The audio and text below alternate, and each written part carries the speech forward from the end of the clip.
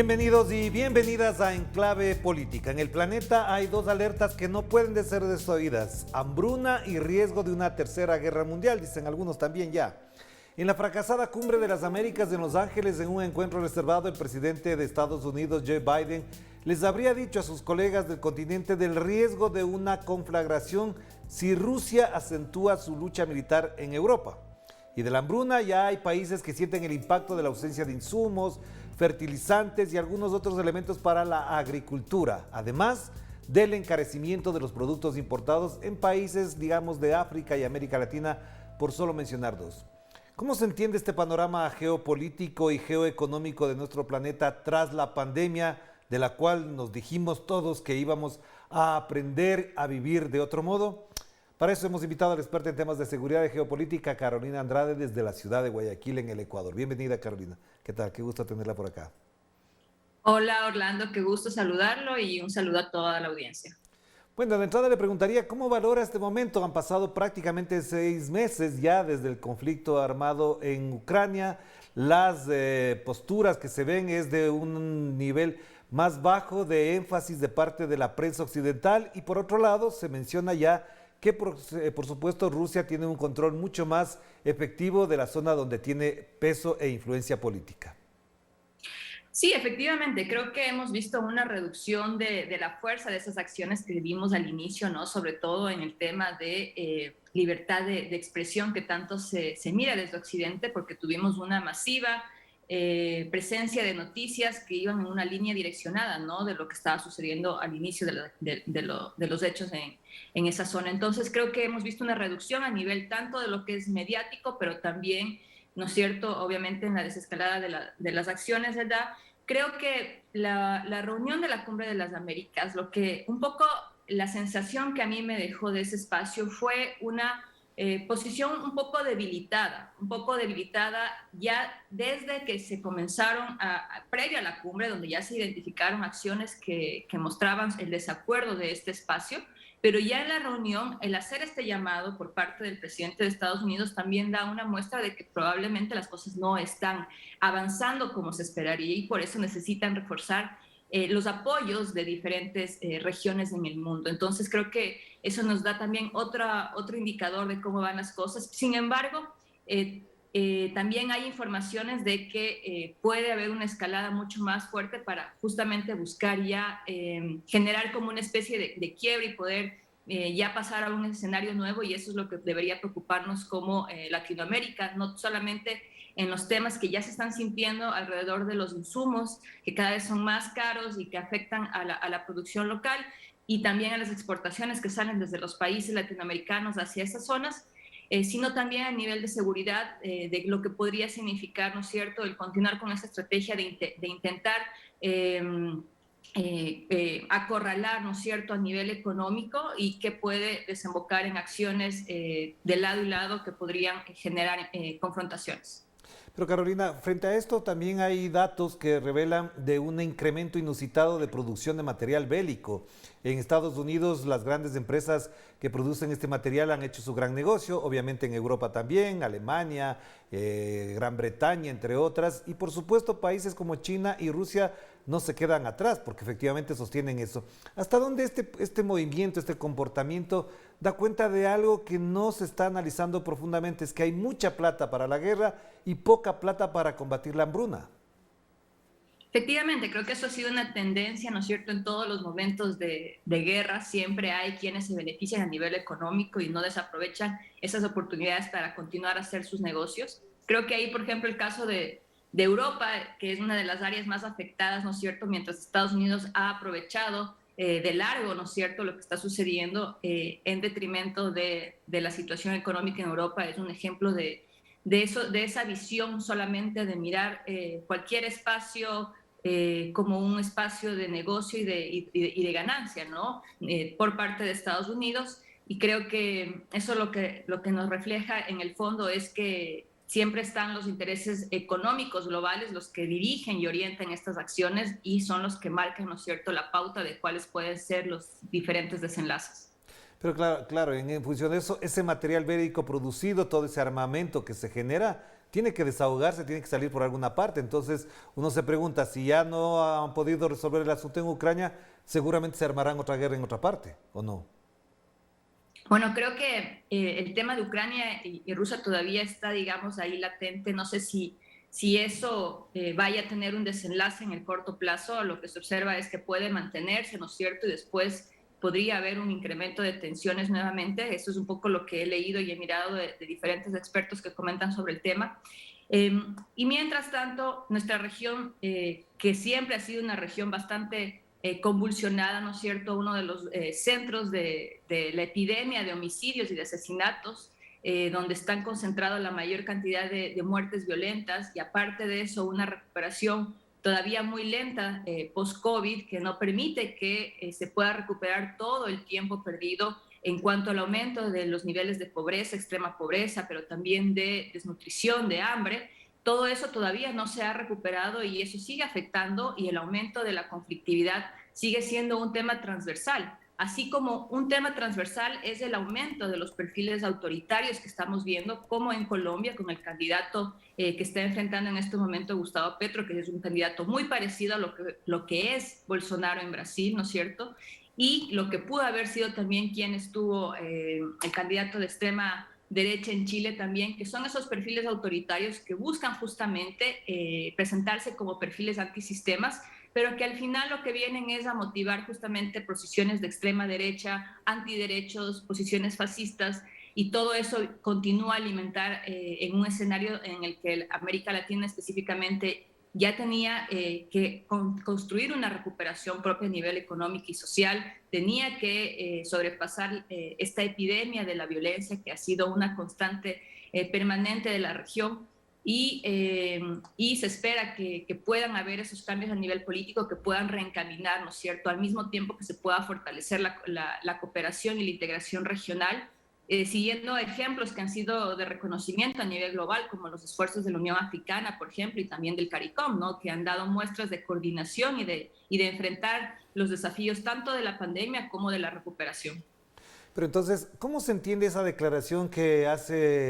habría hecho Joe Biden con los presidentes en la llamada Cumbre de las Américas de Los Ángeles, y que un diario argentino da cuenta de ello a partir de lo que ha podido recabar de asesores y no sé si también de presidentes, de que se podría incluso estar generando la posibilidad de una tercera guerra mundial, donde ya actores no solamente de Estados Unidos o la OTAN, sino China, podrían enfrentarse, y en una conflagración de esa naturaleza las consecuencias, habría dicho, serían letales para el planeta, para la humanidad en general? Bueno, creo que cuál es justamente eso, desde mi perspectiva, es también una muestra de debilidad, ¿no es cierto? Haberlo hecho en un espacio en el que ya está altamente cuestionado por la presencia de diferentes delegaciones, donde tenían una agenda que se había marcado, pero que no se cumplió, donde tuvo que activarse, digamos, el tema económico para supuestamente hacer encuentro entre empresarios. Muestra un poco esa dinámica de debilidad y de cuestionamiento de estos espacios. México fue bastante claro y se planteó el crear, por ejemplo, un grupo de trabajo para poder analizar y modernizar el sistema interamericano, etcétera. Entonces, esas iniciativas que buscan reorientar las prioridades de este espacio. Y mediante y frente a los pronunciamientos que hizo el presidente de Estados Unidos, claro, lo que también podríamos percibir es que hay esa intención de continuar con las acciones como se resaltó en los pronunciamientos de algunos presidentes durante la cumbre, de seguir acorralando a nivel económico la economía rusa, y también eso con consecuencias no solamente en esa parte del planeta, sino como lo estamos sintiendo ya en otras partes del planeta y en el propio Estados Unidos, lo que podría también generar y hay que tomar en cuenta también que siempre ha sido una constante de quienes lideran el Partido Demócrata, que son ellos los que han ejecutado e iniciado las acciones bélicas en otros países, contrariamente a lo que a veces nos tratan de poner de que son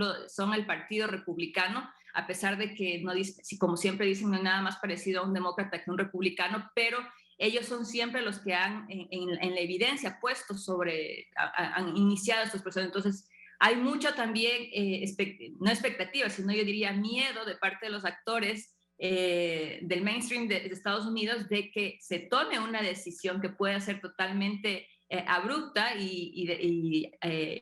que no tome en cuenta todos los escenarios que podrían suceder y que se dé inicio a un aumento de tensiones y de uso de armamento mucho más pesado en esta zona, como una respuesta también de los otros países, tanto de Rusia como de China, ¿no? Entonces, y que sí pueda iniciar una confrontación mucho más fuerte. Hagamos una pausa y enseguida volvamos para estirar un poquito más del análisis sobre este tema, Carolina. Vamos a la pausa.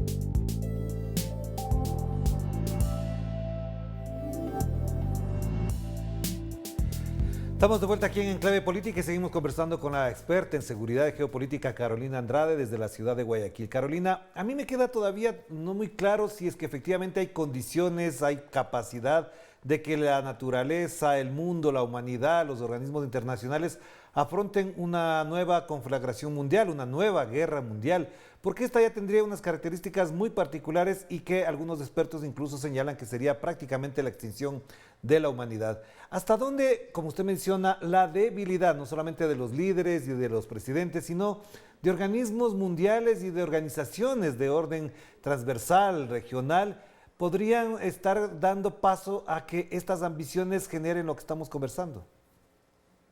Bueno, el COVID fue una gran muestra de la incapacidad de respuesta de los organismos multilaterales, ¿no? Y creo que eso nos deja, si bien no fue en un espacio de confrontación bélica, creo que nos demuestra esa incapacidad de respuesta y de priorizar, ¿no es cierto?, la acción colectiva por sobre el interés individual. Entonces, en la práctica lo que hemos visto, ¿no es cierto?, es que muchas de las decisiones se toman en grupos muy pequeños, no en espacios multilaterales, y eso pone en duda y llama justamente al fortalecimiento de espacios multilaterales que deberían ser efectivos, que deberían estar trabajando de manera adecuada, pero que no lo están haciendo. Y ahí tenemos una larga reforma que se sigue discutiendo del Consejo de Seguridad, pero que no avanza, ¿no es cierto?, que es un tema que sigue ahí, mientras las acciones y los hechos continúan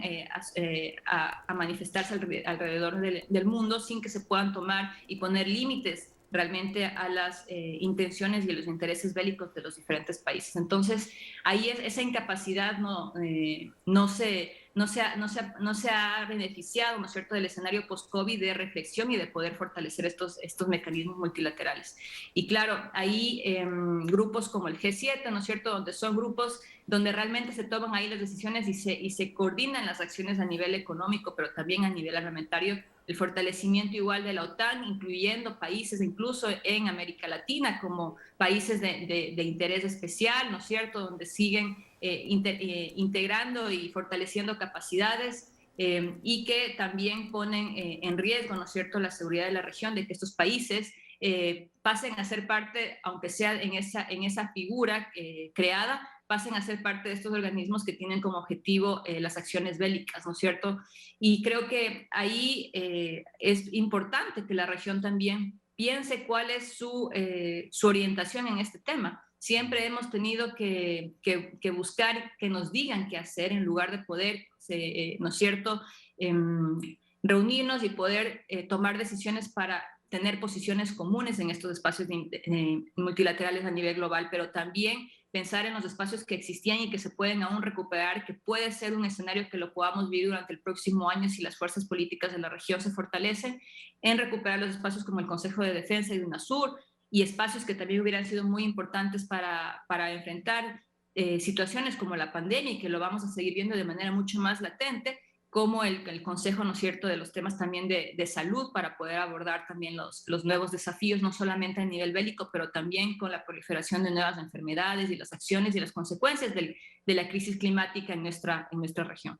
Claro, Carolina, acaba de anotar algo que, por supuesto, merecería un programa completo, pero efectivamente en la geopolítica regional de América, después de la Cumbre de las Américas, queda latente, uno, lo que ya mencionaba usted, la debilidad de Estados Unidos, pero la otra es una recomposición incluso de fuerzas políticas que, en la perspectiva de que ganara Petro en Colombia y Lula da Silva en Brasil, también se puede configurar otro escenario para Estados Unidos y también para aquellos países. Le digo esto tomando en cuenta que, por ejemplo, hay presidentes como el señor Guillermo Lasso que habla con Zelensky en el momento más inadecuado posible, pero obviamente no entiende de política internacional. Más allá de esa circunstancia de la precariedad política para entender la lógica mundial, ¿hasta dónde esta reconfiguración puede apuntar a que, por ejemplo, esa hegemonía estadounidense en función de intereses absolutamente militares no tenga el peso ni el eco en América Latina? Bueno, creo que hay que ser bastante también realistas en el sentido de que si bien hay oportunidad de que estos espacios vuelvan al poder, también lo que se esperaría es que no puedan tener posiciones tan, no sé si la palabra es radical, pero tan alineados con fuerza a objetivos que antes estaban buscando y luchando. ¿Por qué digo esto? Por toda la arremetida que ha existido en el discurso y en las propuestas, al menos se observa que hay como una especie de movimiento hacia el centro de estas fuerzas, con el objetivo justamente de evitar que nuevamente se las observe y se las posicione como enemigos, ¿no es cierto? Como enemigos tanto para los actores internos como los actores externos que están pendientes del desenlace de esos espacios. Entonces creo que eso sí es una realidad que se lo ha observado, pero que creo que, y a pesar de que uno puede pensar que ya con el ganar las elecciones se tiene ganado, ¿no es cierto?, el poder, lo que se ha demostrado es que solamente es el punto de inicio para poder realmente construir y fortalecer un capital político, la legitimidad, y ahí sí pensar en acciones y posiciones mucho que busquen realmente cambios y reformas estructurales reales. Pero lamentablemente sí se ha visto una especie de retroceso en el discurso y en las acciones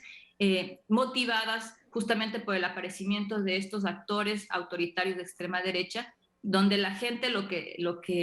se lo ha posicionado, ¿no es cierto?, a nivel del debate público es buscar esa conciliación de centro más que de extremos. Entonces ha hecho una especie de retroceso en estas reivindicaciones. Sin embargo, creo que eso es una responsabilidad que al momento de ganar las elecciones hay que construir el capital político, la legitimidad y plantear realmente las opciones alternativas para esto.